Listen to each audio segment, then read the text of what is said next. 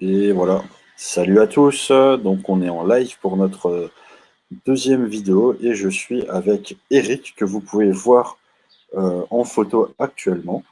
Et je vais tout simplement voilà, faire disparaître Eric. Hello tout le monde.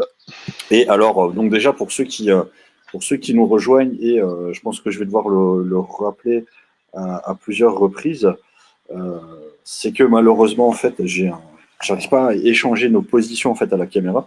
Mais évidemment, Eric, ce n'est pas moi, c'est la personne qui est là. C'est moi. Et voilà. Et donc en fait, les noms sont inversés, mais ce n'est pas grave. Voilà. Et Attends, donc on essaye si ça marche. Ah non, c'est de l'autre côté. Ah voilà. non, ça ne marche pas. Alors, Eric, eh ben, déjà, avant qu'on commence, comment tu vas? Comment s'est passée ta journée? Ben, je vais très très bien, merci. Et toi? Et la journée Ben, s'est passée merveilleusement bien aussi. J'ai appris beaucoup de choses. Comme tu le sais, j'ai démarré un nouveau boulot en plus de mon activité. Et comme quoi, bah, on apprend tous les jours. Et ça, c'est cool. justement, avant qu'on commence, j'allais te demander comment s'était passé pour toi ta journée de travail, vu que tu as commencé lundi. Exactement. Eh ben, écoute, ça s'est très très bien passé. C'est à Molsheim, hein, donc tu dois connaître hein, l'entreprise Mediapost.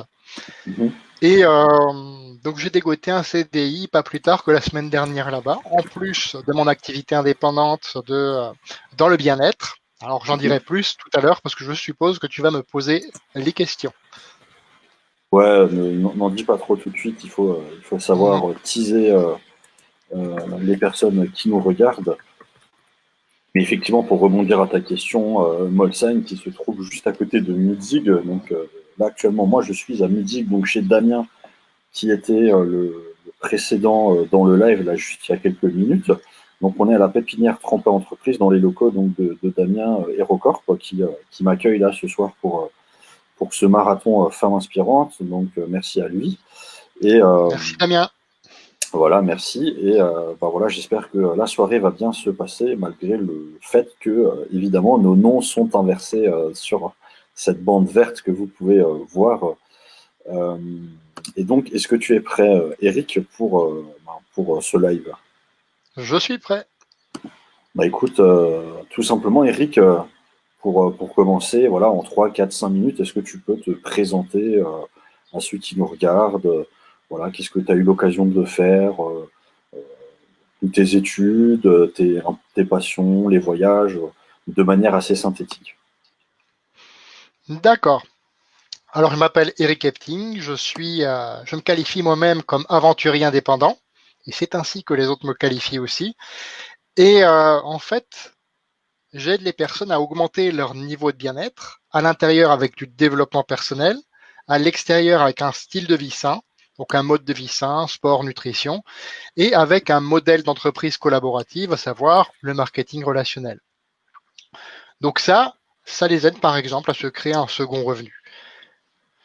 Donc mes études, eh bien j'ai démarré par des études de comptabilité et ça remonte à 99-2001 où j'ai terminé avec le DECF, diplôme des études comptables et financières. Et il se trouve que on était à Marseille justement pour un congrès d'experts comptables où je me rappelle très bien de cette belle définition qui nous donnait qu'est-ce qu'un expert. Eh ben, un expert, c'est tout simplement quelqu'un qui a, comme le dirait aussi Malcolm Gladwell dans Prodige, qui a passé plus de 10 000 heures à faire une tâche et qui il la connaît vraiment sur le bout des doigts. Et donc tout ça pour dire que lors de ce séminaire d'experts comptables, il y avait donc à un moment donné une excursion, on était allé visiter les Calanques et j'étais sur un bateau, les cheveux au vent et tout, alors faut m'imaginer hein, les cheveux au vent et tout. Et à un moment donné, le prof il me regarde, il fait Eric, toi tu es pas fait pour être comptable, tu es fait pour être acteur ou aventurier.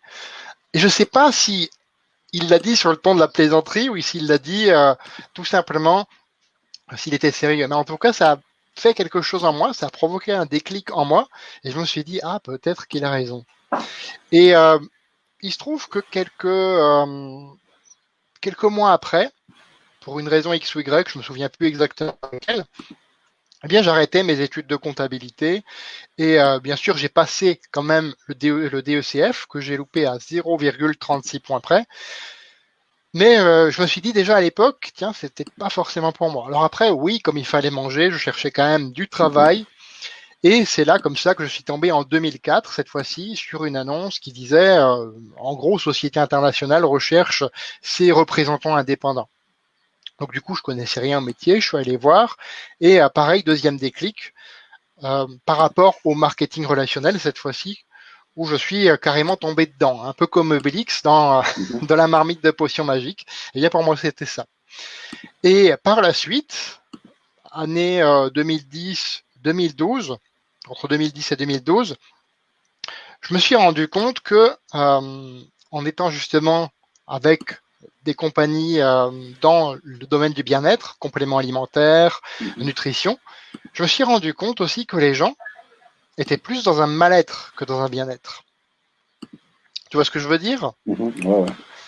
En fait, quand tu regardes, quand tu marches dans la rue, tu vois plus de gens qui baissent les yeux ou qui ont l'air un petit peu indifférents et malheureux. Et ça va peut-être paraître un petit peu prétentieux, ce que je vais dire là. Mais quand j'ai vu ça la première fois, c'est ce que je me suis dit, et si on pouvait changer ça? Si on pouvait offrir aux gens la possibilité de créer leur propre aventure qui leur ressemble. J'aime bien finir mes vidéos, tu sais, avec la phrase faites de votre vie une aventure mémorable qui vous ressemble. Et pour moi, c'est vraiment ça, la vie. Peu importe qu'on fasse, peu importe ce qu'on fasse, pardon, qu'on soit salarié, qu'on soit entrepreneur, qu'on soit chef d'entreprise qui a déjà réussi, ou qu'on ait tout simplement des projets, je trouve que le plus important dans la vie, c'est d'aimer ce qu'on fait. D'aimer déjà qui on est, ce qu'on fait, et derrière aussi ce qu'on reçoit en retour.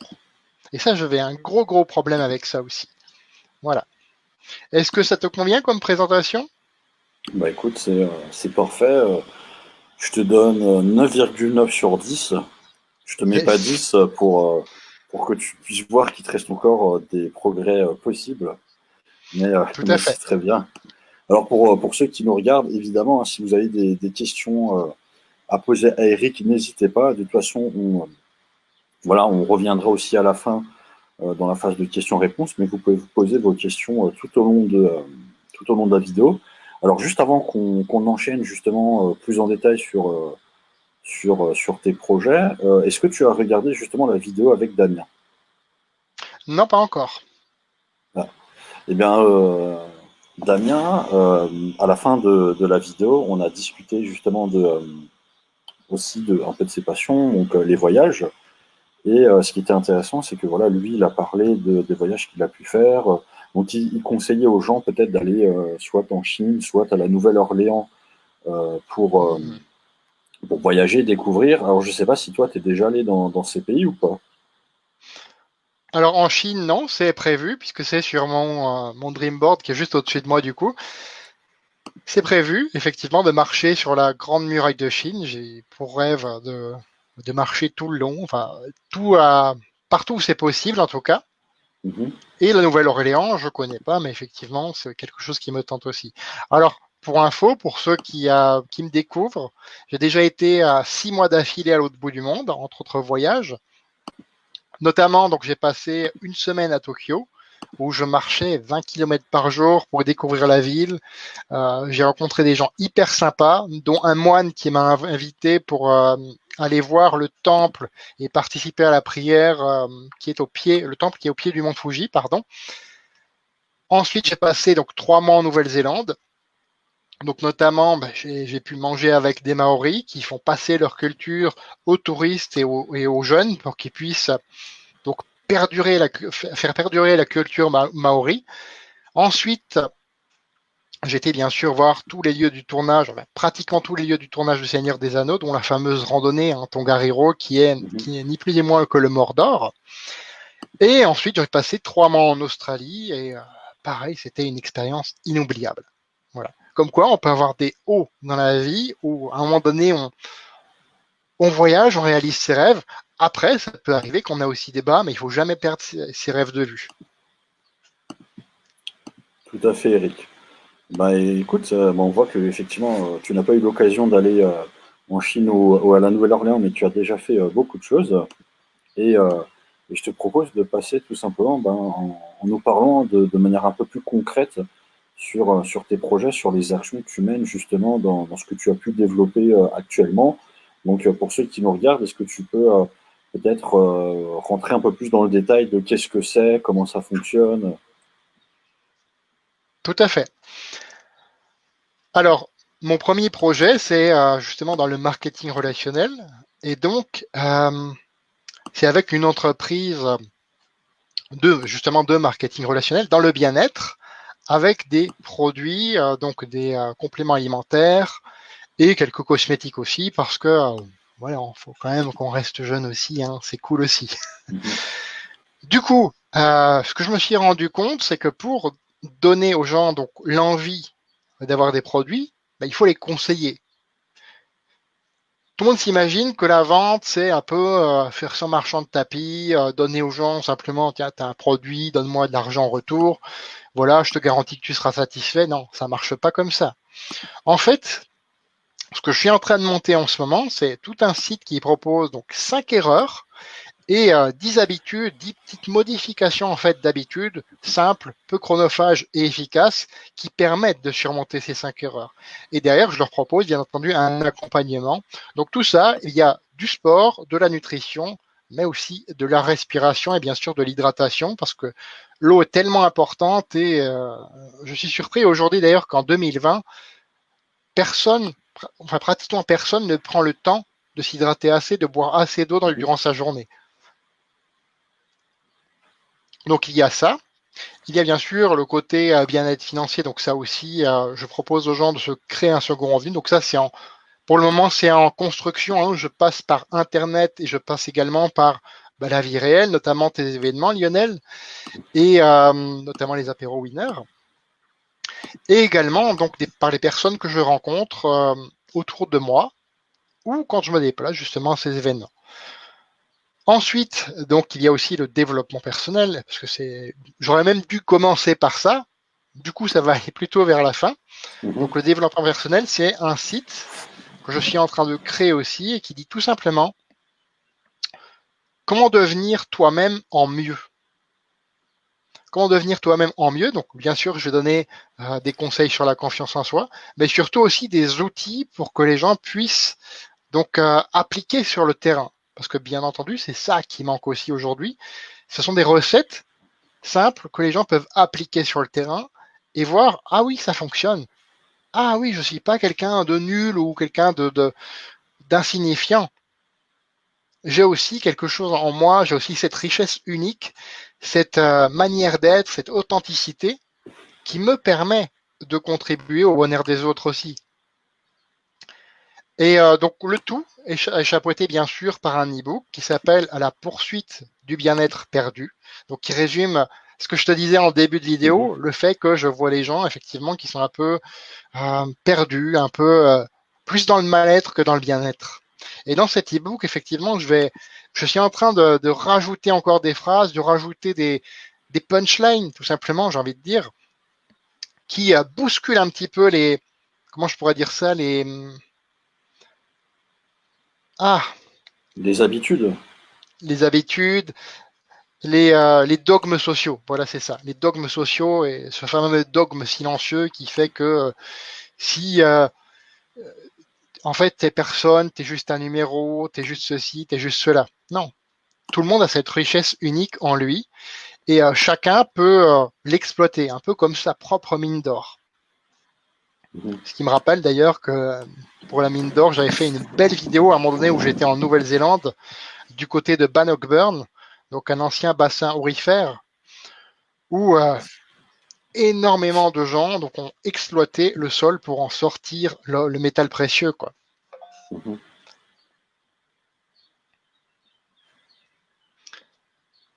Est-ce que ça répond à ta question ou...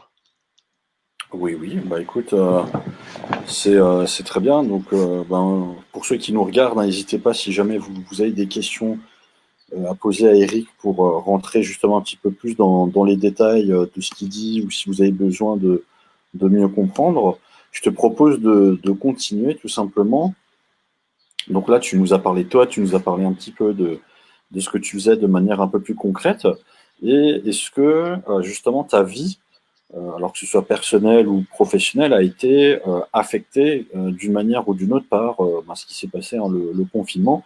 Est-ce que ça t'a, enfin, est-ce que tu t'es remis en question par rapport à ça en te disant que ce que tu faisais, c'était la bonne chose? Est-ce que tu t'es posé des questions? Alors, bien entendu, j'ai été affecté comme tout un chacun. Et je me suis posé des questions. Comme tu le dis, je me suis posé des questions et je me suis remis en question.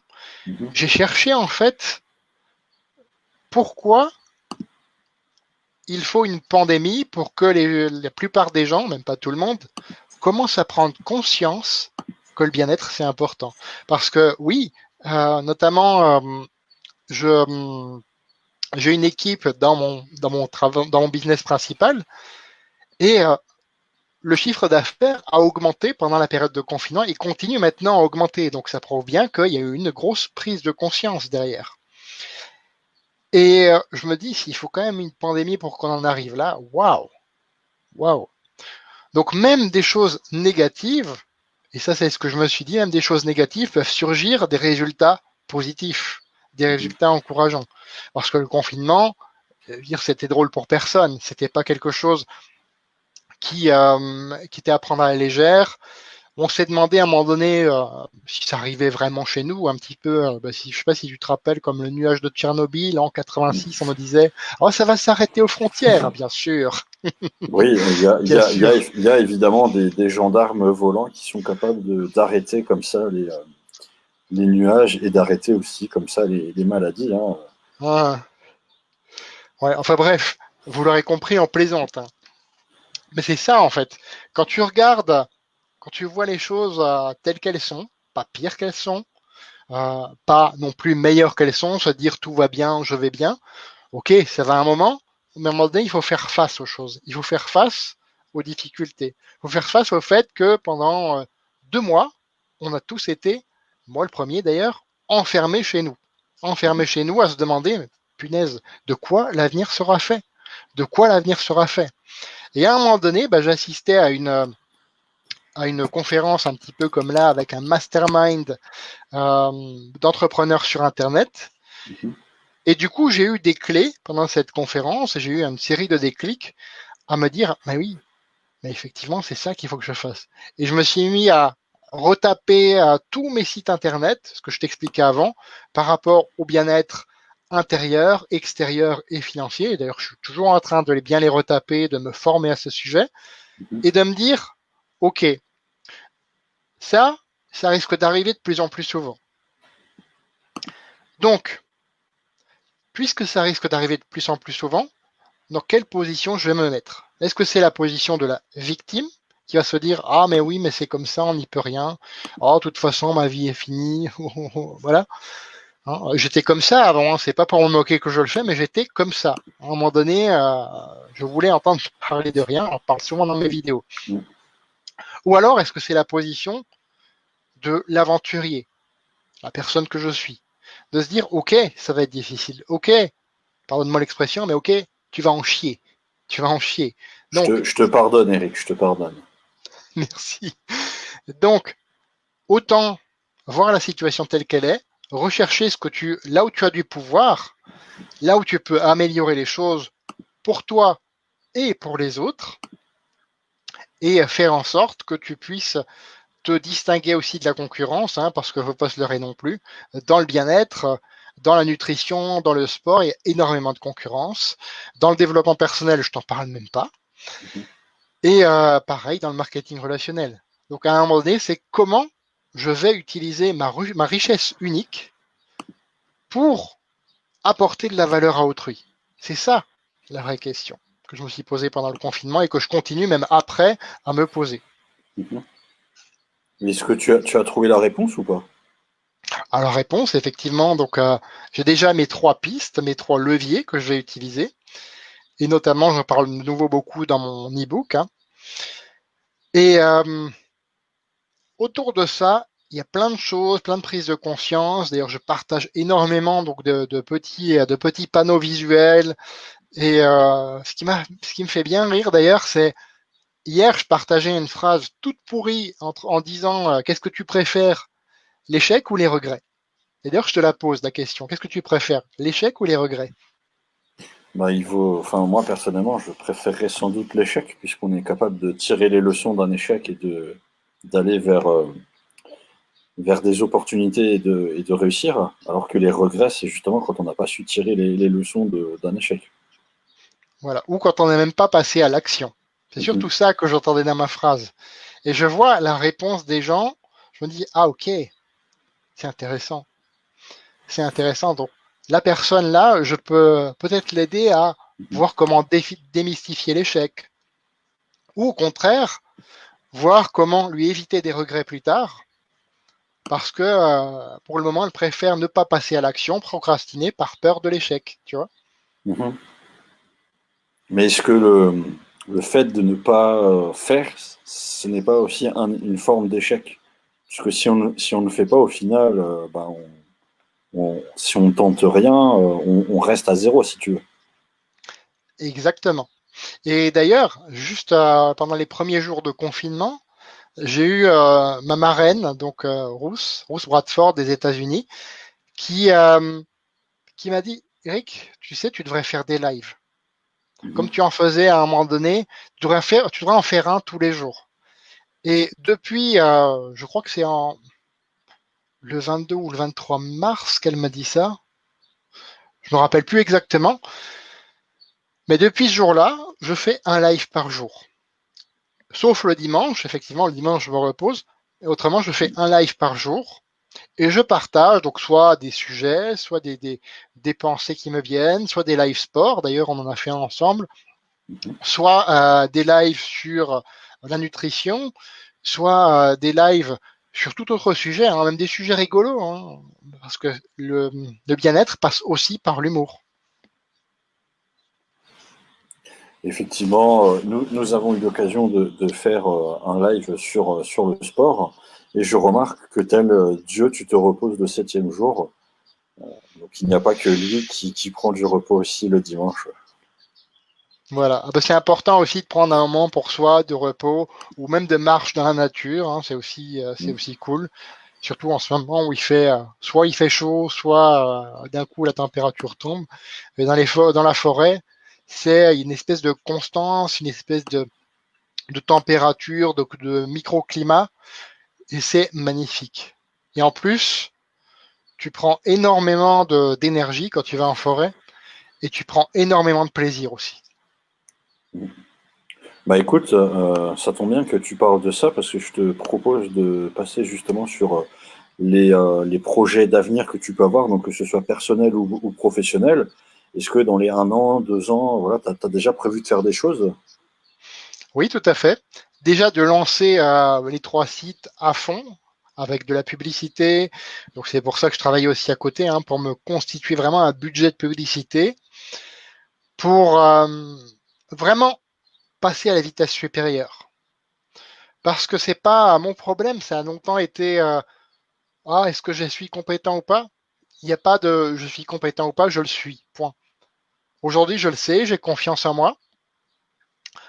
En revanche, à un moment donné, c'était est-ce que je suis légitime? Tu sais, le fameux syndrome de Mhm. l'imposteur. Et donc, de me dire, là, je vais travailler, je me crée un budget de publicité de plusieurs milliers d'euros.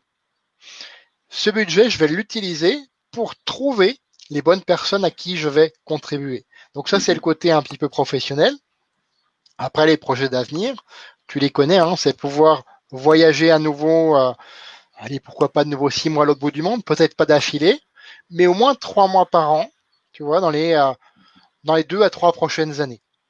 Dans les 3 prochaines années, une fois que ma machine sera en place, une fois que tout va tourner, une fois que, comment je pourrais dire ça, ma richesse unique sera redistribuée à chacun.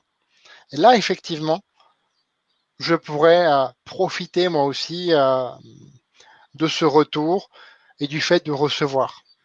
parce que ça aussi, ça a été longtemps un de mes problèmes.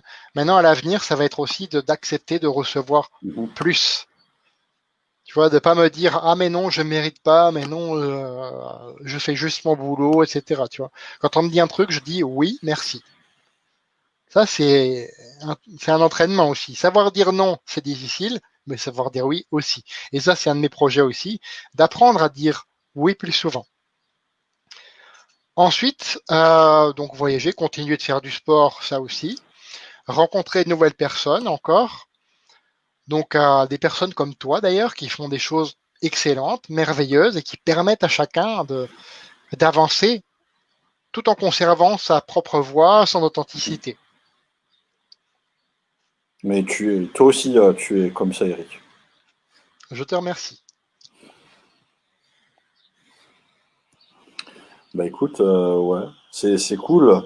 Alors attends, voilà, je vais juste changer. Donc, on arrive quasiment à la demi-heure hein, aussi. Donc, avant qu'on enchaîne sur la partie questions-réponses, bah, est-ce que tu as vu le temps passer, Eric? Du tout.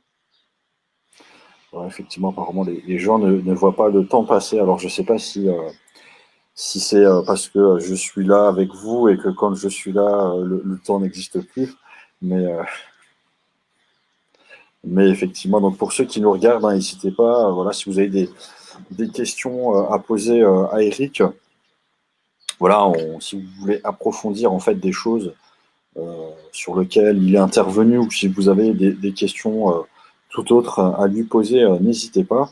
Moi, je vais revenir peut-être rapidement justement sur un peu la partie aventurier, aventure Mhm. que tu as.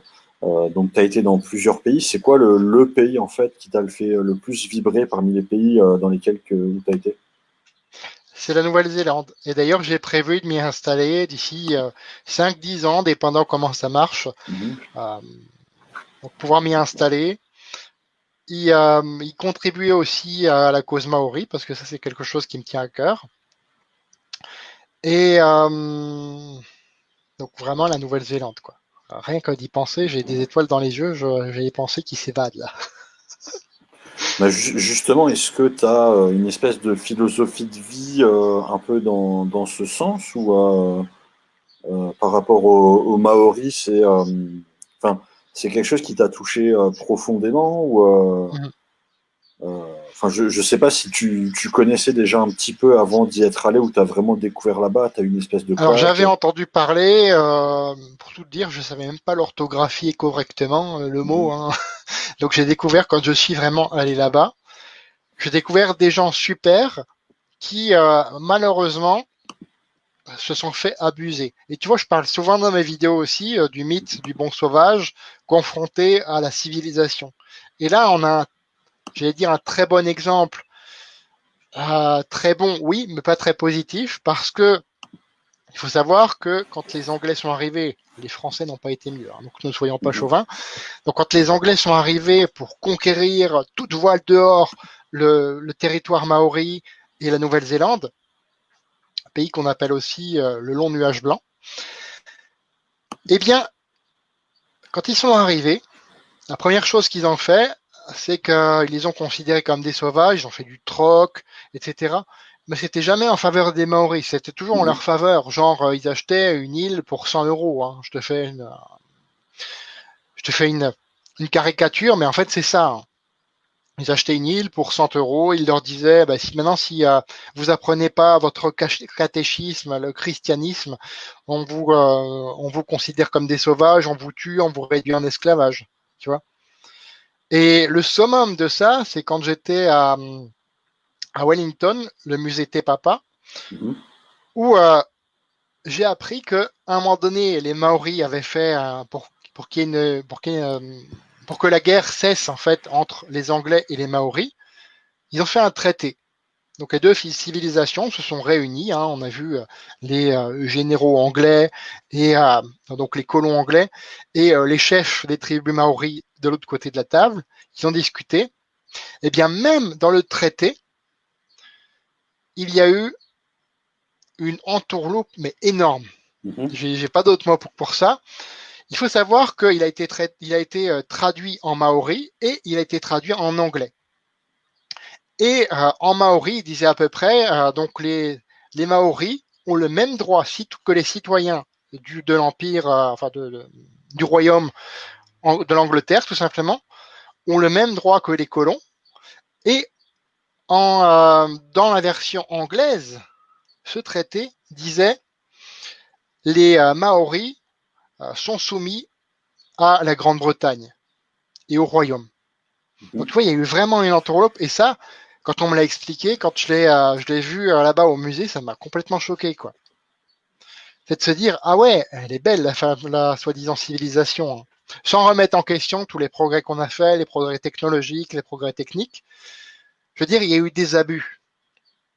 Et de se dire qu'aujourd'hui, paradoxalement, même les Maoris qui se sont mis à la technologie, qui parfois la maîtrisent mieux que nous, hein, notamment dans les musées, dans les villages où ils reconstituent comme ils étaient autrefois, qui montrent à la fois le traditionnel et aussi le moderne. D'ailleurs, ils ont deux noms, hein, un nom maori et un nom avec un anglicisme dedans. Donc ça vient de la colonisation, bien sûr. Et quand tu les vois donc dans la vie de tous les jours, bah, pareil, ils conduisent des bagnoles, ils sont un petit peu dans la vie moderne, et en même temps, pour certains, parce que malheureusement pas pour tous, ils ont su conserver leur tradition et ils l'enseignent comme ça aux personnes, aux touristes et comment je pourrais dire ça, et aux personnes aux jeunes aussi, parce que les jeunes malheureusement partent un petit peu, excusez-moi l'expression encore une fois, partent un petit peu en couille. Certains se sont adonnés à la drogue, à l'alcool par désespoir, hein, déjà à l'époque. Donc on remonte quelques centaines d'années en arrière, hein. Et voilà, tout simplement. Mais effectivement, Donc pour moi, c'est quelque rebondir, chose qui me touche et qui me fait me dire, tiens, ça, je peux aussi, dans, euh, dans la, comment je pourrais dire ça, dans l'optique aventurier, bah, faire quelque chose, faire une différence par rapport à ça, tu vois. par rapport à, je crois que tu reçois des messages, mais Ouais, effectivement, désolé. par rapport à ce que tu disais, effectivement, c'est vrai que bon, après, voilà, il s'est passé ce genre de choses au niveau de la Nouvelle-Zélande, mais on a eu la même chose en Australie, Mhm. en Oui, avec Amérique, les hein. aborigènes, tout à Et fait. les Français, les Anglais, les Espagnols, les Portugais, voilà, ils ont tous profité de leur situation Mhm. pour prendre les Profiter de terres, et l'innocence de etc. ces peuples, quoi. Mhm. Voilà, voilà, on est d'accord sur le fait que de toute façon, l'homme civilisé je sais pas, du 18 ou du 19e s'est fait plaisir, on va dire, Mhm. avec les populations.